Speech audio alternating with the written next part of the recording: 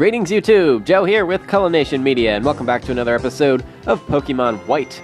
This is episode number 49, and in the last episode we got our 8th and final gym badge from the Opelousas City Gym.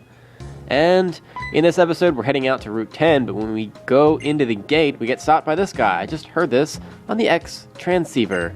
There's a storm on Route 7, and the storm seems to be different from a natural phenomenon. It's so strange.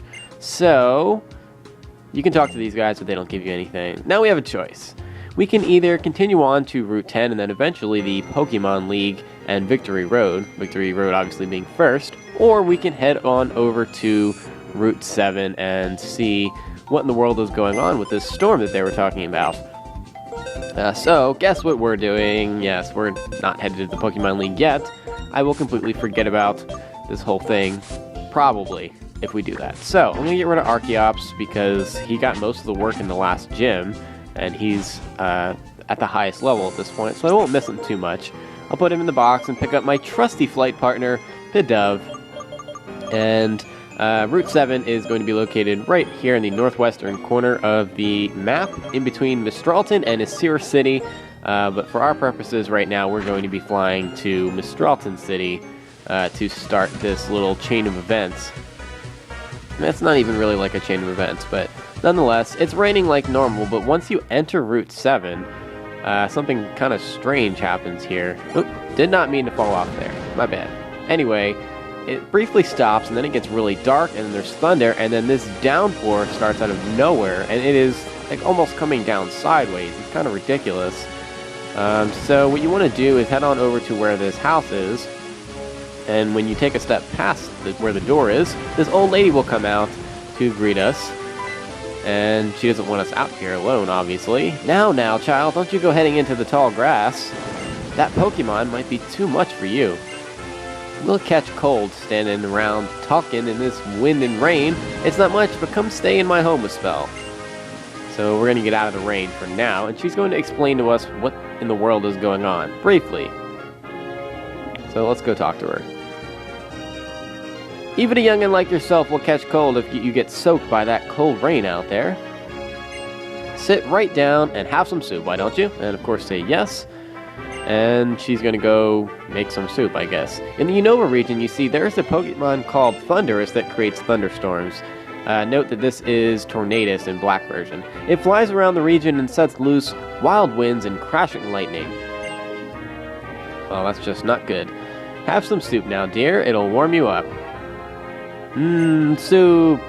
Yummy. We don't get to take any with us, though. A soup jam-packed with healthy vegetables. It's delicious. Soup. Apparently it's ruining her crops, although there's no crops out there at all. I thought I would try to catch it, but when it flies around so fast, even when I thought I'd found it, it just flew away. Yeah, it's one of those. So in one day it can make a lap around the Unova region, and in the mornings it's in the south, and in the evenings it's in the north. So, considering we're in the northwestern corner of Unova here, it shows up here in the evenings. So isn't that just fantastic? So once we leave, if she has nothing else to say to us, apparently, we're actually going to come face to face with this Pokemon briefly, and this will enter it into the Pokedex for us. Crack. That's an interesting noise. I guess the crack of lightning is what that's supposed to symbolize. Anyway, whew, what a storm. Apparently it's that Pokemon's doing, and he flies away, and the storm is going to subside. So that was just awesome. Now what? Well, there's not much we can do. And in short, this Pokemon, capturing it, is a bitch to do. It is extremely difficult. It's like capturing the 3 legendary dogs from the Gold and Silver days. It's not fun. It flies around, it flies away as soon as you meet it. You basically have to be faster than it in order to get any move off. It will fly away immediately, even if it's asleep. Although, in the Pokedex here, there's no area for it, so that's kind of strange. But let's get to it. Let's try to catch this thing. Alright, so the easiest way to do it is once it's nighttime, which it is now. I had to wait a few minutes. The easiest thing to do is run back and forth between Mistralton and Route 7. And sometimes, when he's in the area, it'll get dark and the storm will start again. So that's your cue to start looking for him on this route without leaving. And also, preferably without running into any wild Pokemon. So, I'm going to make sure that I have everybody in the right order here. I want to keep Zebstrika out in the front because I'm pretty sure that's my best bet to take him on. Now, in previous games, catching these Pokemon was kind of easy because you could just use a Max Repel, and then only the Pokemon you were looking for would come out, mainly the Legendary. You can't do that in this game. As you can see, you can run around all day, and the Max Repel will just keep him away too.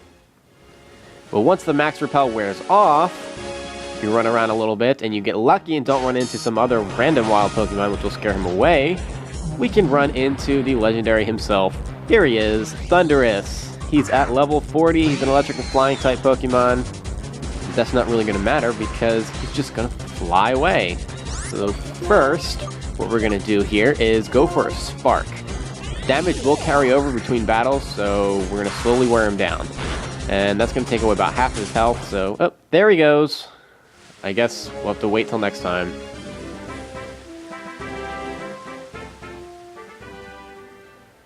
Alright, so, take 2 here. We need to find him again, and it normally doesn't take long. Sometimes it takes a couple of minutes of running back and forth to reset where he is. But eventually he'll show up, and there he is again. Notice he does have the same music as the trio from this game, Cobalion, Virizion, and Terrakion. That part's kind of cool. It doesn't have the glass-shattering opening sequence, or opening transition, though. Alright. Anywho, this time, I'm going to go for a Thunder Wave to paralyze this guy, because that's really the only condition that I can inflict on him at this point, so I'm going to have to make the best of it. Of course, he's going to run away, and that means we're going to have to try to find him again to deal some more damage before we can actually try to capture him. Alright. Where are you, Thundurus? There you are. And there he is. Okay, so notice everything is carrying over, so he's paralyzed at half health after we've encountered him the last 2 times. Yay. It is raining, so Flame Charge isn't really going to do anything, so I'm going to go for Stomp here, and that gets him down into the low yellow, so it looks like we're going to have to damage him a little bit more before we can catch him. Alright, time for take 4. Yeah, this thing just takes forever to catch, unless you use a Master Ball, which honestly wouldn't be a very far-fetched thing to do, no pun intended. Alright, so, Stomp is going to kill him this time, but since it's raining, I'm going to take a chance here. I have my game saved. I'm going to go for a Flame Charge, which should be powered down in the rain. And yes, it leaves him in the red, so he's in a prime position to be caught. Hopefully, a couple more tries, and we'll be good to go. Alright, so let's see here. I recommend using Quick Balls because that actually has a higher catch rate in the first couple of turns than an Ultra Ball does. So, let's see. Okay, well that didn't go as planned. Goodbye, Thundurus. Alright, you know you want to stay in there this time. You know you do. Or not. Never mind. Maybe next time. Stay in there. Damn it! You suck. Come on, come on, come on. 2. Come on, 1, 2, 3. No! Stay. No, you suck. Oh my god. You suck! Okay. You're lucky that you don't have family because they'd all be dead right now if this was real life. Come on, stay in there. Stay. Thank you. Okay. I've only been recording for like 48 minutes, so that's not that bad, right? After all that, I've got about 9.5 minutes of like usable footage. Isn't that just fabulous? Actually, I'm gonna cut most of that out, so you're probably only gonna see 10 or so minutes of it. Anyway, finally that's over. Eventually you will capture him. If you want to use your Master Ball, I actually don't recommend against it because that is very time-consuming and annoying process to capture him. But once you finally do, it's kind of, sort of, almost worth it. Let's take a look. He's at level 40. Electric and Flying type. Tornadus is just Flying type, which is actually the first of its kind, even with 600 plus Pokemon. Anywho, he knows Revenge, Shockwave, Heal Block, and Agility, so nothing really decent there. He has the ability Prankster, which is cool because it gives priority to any non-attacking move.